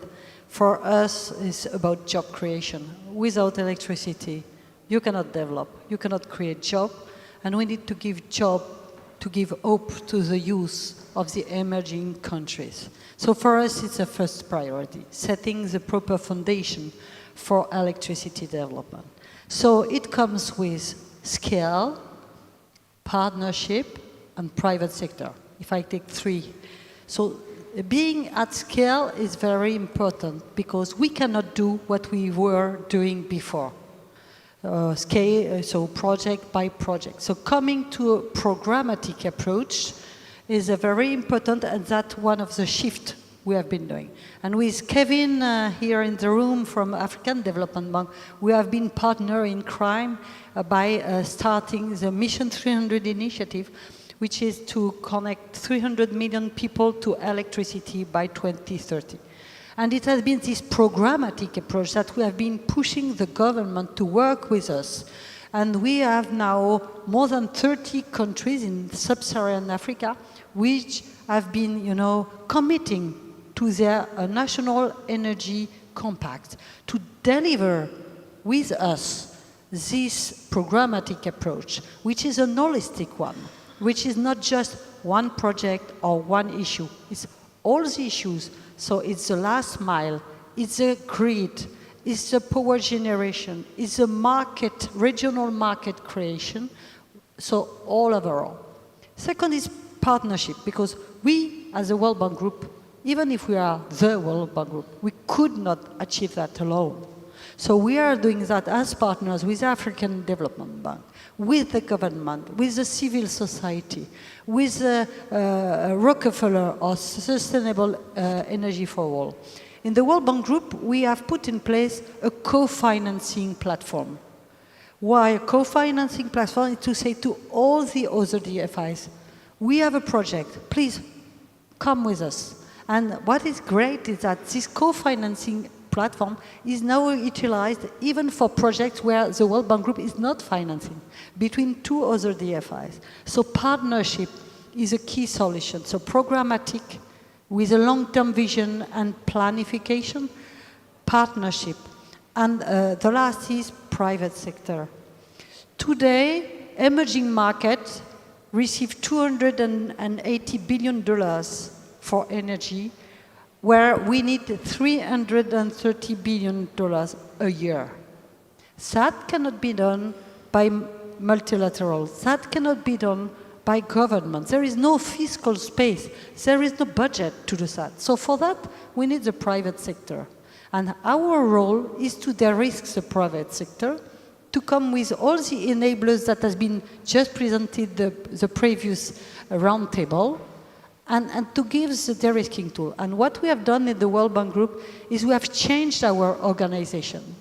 So under the same umbrella, I am the vice president for infrastructure, which drives the sector for the bank side, public sector, the IFC side, the private sector, and MIGA, which is a guarantee. So, because we need to align all the tools to come with a full set of the solution to de-risk the private sector. So that's what we are doing today. I like it, the 3 Ps: program, partnerships, and private sector. That's good. So everyone here, you've heard it, so now get on it. So now, Tari, the climate investment funds, you do great work, and so what do you see what do you focus on to actually get this capital that we need going? Actually, it's a perfect segue from Valerie's point about private capital mobilization. And while CIF is a multilateral climate fund, we have $14 billion of concessional catalytic capital, which we invest alongside 6 MDBs. The World Bank Group is one of them. The AFDB, with Kevin here, is another.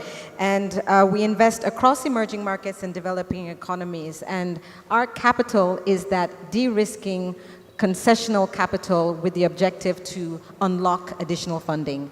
Now, over the last 10 to 15 years, our capital was used to support the multilateral development banking system and the entire financial architecture to take the first investments in solar, wind, and those advanced technologies of the time.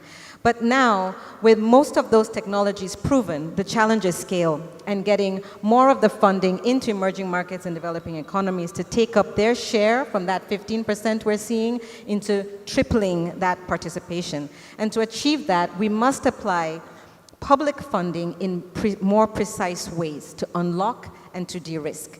And so recently the CIF launched a new modality with its sole objective to work with the multilateral development banks to take high-risk positions with the specific objective of de-risking private capital, institutional capital to fund renewable energy as well as the energy system transformation. Now this is important because the MDBs are equally making those shifts in their business models, as Valerie described, because all of us need to move from the private capital mobilization ratios which we had historically. This was broadly, could be 1-to-1 in some cases, 1-to-4 in best cases, and now we're going to be pushing those numbers to 1-to-10, 1-to-12. This is the goal, this is the task. In an environment with declining aid budgets, every dollar, pound, or local currency equivalent of concessional grant capital must go to unlocking 10 times that. And you have to do that by using guarantees. First loss, equity, first loss equity. That network of instruments is going to be key. But let's also speak to what private capital needs. They need stability, they need systems, and they need reliability that they can make long-term investments. And what we've found is when we invest in a country-led process that's programmatic, this is one where an emerging market determines that they need to transform their transmission system. And we bring together investments in policy, in technical assistance, in regulatory reform to enable dispatch, etc., as well as integrated assets. It could be transmission, storage, and a road network to enable it. All of that needs to come together to deliver that energy solution. And so we invest in that programmatic way with supporting countries, but there's a challenge with that. Countries designing for public, but designing to integrate the private sector. And that's also going to require a system shift, which we have our contributions to, but we can all work collectively to also resolve. So that's great. The good news is, look, we have all the players here. We need governments, then we need business, and we need the finance piece, and MDBs and World Bank Group to be pushing. But I'm going to end. So the good news is we're going to try to end on time. That's always my goal in life. So we're going to do the super speed round. Because everyone here needs optimism, right? And we're leaving here, we're going for drinks, we want to be optimistic. So what gives you optimism? It can be anything in this space. So we'll just go down here. I know I put you on the spot because I didn't even tell you I was going to ask this question. I think the clear message and the actual very stable message from everybody in this room is that this is the way we're going, right? And I'm excited to be able to contribute to that as well. Well, in my case, it's because we are doing it already, trying hard. We are seeing a lot of company, so eventually this will synergize all over the world. What gives me confidence, and it may be strange, is this Middle East crisis has demonstrated that the countries which have started to put the regulations in place and started their energy transition are the most resilient. So each show and open the case for all the others. I'm excited about industry decarbonization and what we've seen recently when we launched $1 billion industry decarbonization program, and we had 7 of the countries in emerging markets with hard to abate sectors rally toward delivering investment plans within 12 months. We recently endorsed Brazil and Mexico, $500 million, $5 billion of co-financing. Countries are fired up, and so should we. Look at that. Isn't that amazing? Bruce is like giving me the fingers up. Oh no, he's saying go on. Oh, you're noting it down. That's good. You're actually, I like to see that we're taking notes here. Okay, I think we are done though, Bruce, unless you would like us to continue. Oh, I've got the screen telling me what to do, but okay, but I now finished on my high note.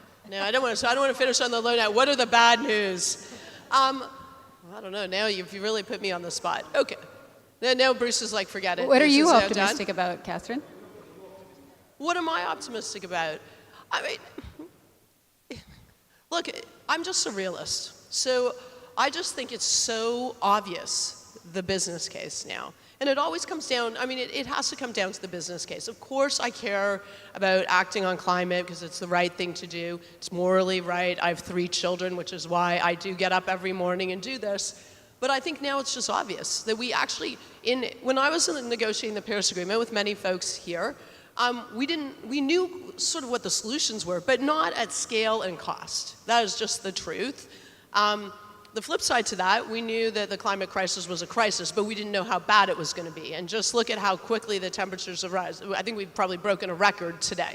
So the risks are so high, the impacts are so bad, but the flip side is we have the solutions. So let's just get on with it. So that's what gives me hope, that it's no longer, feeling like you're moralizing or you're trying to, make whatever case. I actually am agnostic why people want to work on why we want to tackle climate. I don't care why you want to do it, if it's a religious reason or it's to make a bunch of money or to innovate or, whatever it is. But I think we now have a very clear business case, but we have to, my view, is that we have to be out there making it.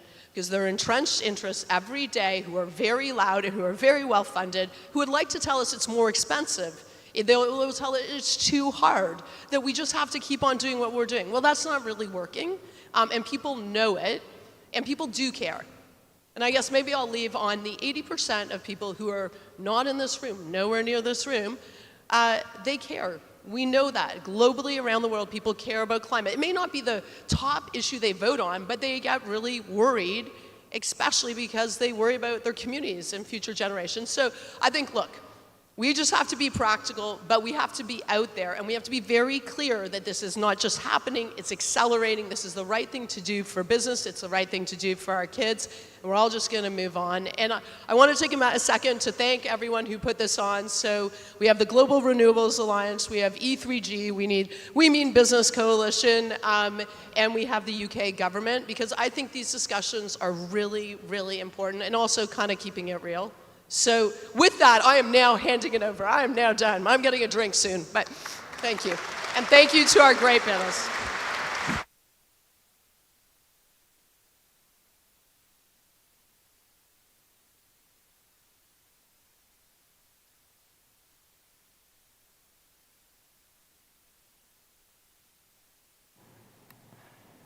Thank you, Catherine, for that note of optimism as we leave the room. It leaves me to thank the organizers. Catherine's just done that. But also a shout out to the lady who's leading the Electrify Now campaign, who didn't get to be on the stage, Anna Freeman from EEC. Thank you for your leadership.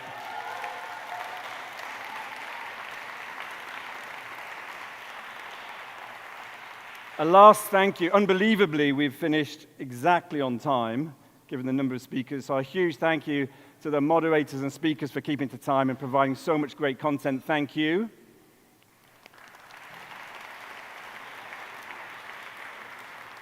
And I can't leave without giving my one takeaway from the event. The electric train, powered by renewables, is leaving the station. Let's get on board. Enjoy the drinks. Thank you for coming.